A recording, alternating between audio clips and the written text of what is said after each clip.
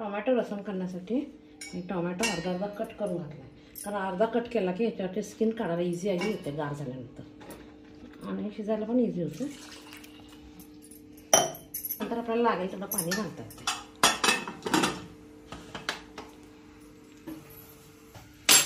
आता रसम पावडर तयार करून घ्यायची. रसम पावडर तयार करण्यासाठी हरभऱ्याची डाळ, उडदाची डाळ, हरभऱ्याची डाळ आणि उडदाची डाळच वापरायची. साऊथ स्पेशलला तूर डाळ वापरायची नाही, टेस्ट बदलते.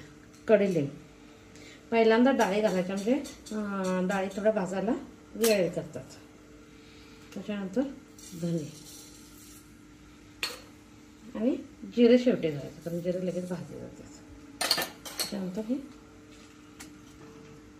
मेथ्या, हे मिरे, ब्लॅक पेपर आणि मेथ्या आरोग्यासाठी चांगलं असतं म्हणून कंपल्सरी घालायचं. रसम पावडर करायची म्हणतात तर मेथ्या पाहिजेतच. आणि बॅडगी आणि लाल मिरच्या मी घातल्यात, आपल्या आवडीनुसार त्या कमी जास्त, म्हणजे प्रत्येकाच्या घरी तिखट वेगळ्या प्रकार असते, कमी जास्त. ते सगळं छान भाजून घ्या, छानपैकी भाजून घ्या. तिकडे कुकर होतोय, कुकर होतोय चटकेटा होईपर्यंत हां काही भाजायला.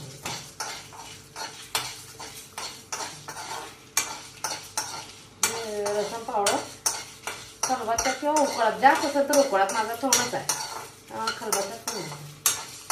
तेल वगैरे काय वापरायचं नाही, अशा प्रकारे हे व्हायला पाहिजे. कुरकुरीत झालं, कलर बदलला, वास यायला लागलाय. आता गॅस बंद करते, बारीक करते. वाळा मसाला, तेल वगैरे काय नाही, त्यामुळे लगेच होतं. मी जास्त करून ठेवत नाही, ज्यावेळी पाहिजे त्यावेळी थोडा करते. हां छान वास येतो, आला की बारीक बरं चालतं.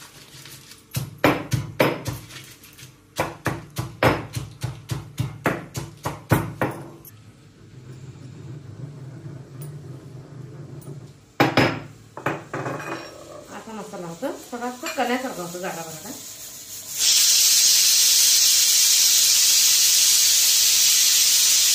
जर जास्त मसाला करून ठेवला तर मग मिक्सरला किंवा ह्याच्यात गिरणीला द्यायचं. मी कसं थोडं पाहिजे तेवढाच वापरते, म्हणून थोडा करते. 1-2 टाईम होऊ दे तसं.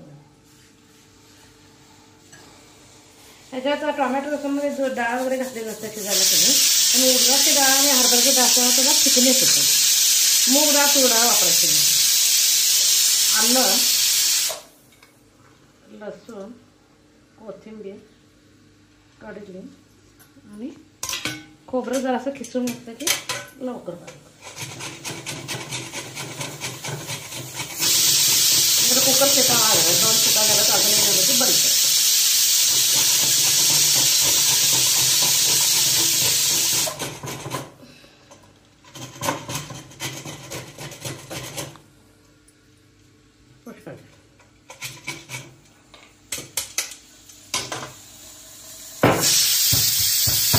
आता गॅस बंद केला, गार होऊ दे.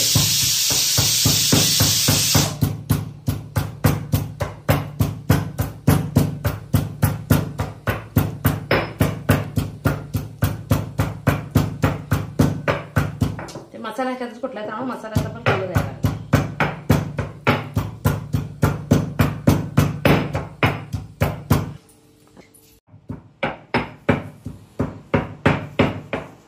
ओला मसाला पण तयार झाला आहे. पाणी उकळून घ्यायचं, गार पाणी मिक्स करायचं नाही याच्यात. लागलं तेवढं पाणी घ्यायचं, पण उकळून घ्यायचं. फोडणीत पॅन तयार करण्यासाठी ठेवते. टोमॅटो आहे ना, काढून घ्यायचं, आपोआप येतो. आणि आता गार झालं आहे त्याच्यामुळे आता छान नसतं.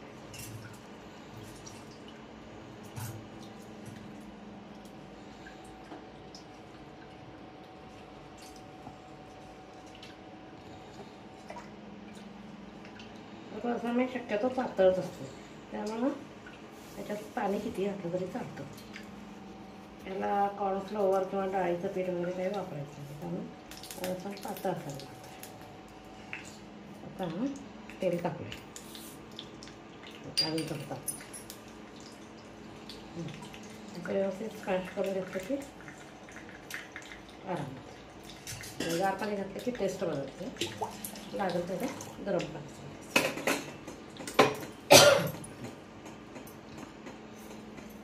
जिरे,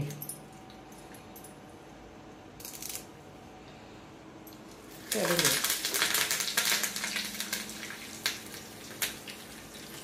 आणि लसूण आलं त्याचं वाटण आणि कलर येण्यासाठी म्हणून थोडंसं लाल तिखट. म्हणजे फक्त कलर यावा एवढं, कारण ऑलरेडी आपण त्याच्यात मिरच्या टाकलेल्या असतात, ती गरज नसते. फक्त येणार नाही. असं तेल कमी असते, जास्त तेल वापरून आरोग्याला 2 चमचे सुद्धा होतं.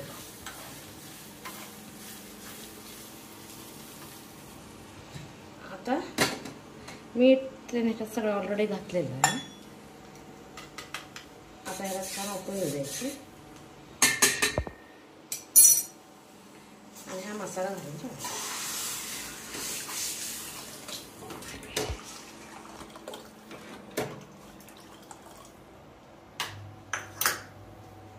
आता काय करायचं, हे रसम पावडर जे घेतले की नाही ते 1 चमचा टाकायचं. मस्त वास येतो. साऊथमध्ये फेमस आहे. इव्हन थंडीच्या दिवसात किंवा पावसाळ्यात टोमॅटो सूप पण खायला सुद्धा चांगलं. असं पातळच असतं हे. जर तुम्हाला हे वाटत असेल, घट्ट वाटत असेल तर अजून थोडं गरम पाणी घालायचं, पण मला करेक्ट आहे. भातावर छान लागतं. आता याला मस्तपैकी उकळी देऊ. उकळी येईपर्यंत टोमॅटो आहे आंबट असतील म्हणून थोडासा गुळाचा खडा वापरायचा.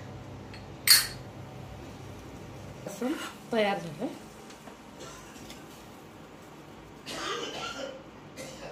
लसूण खाण्यासाठी तयार आहे भाताबरोबर.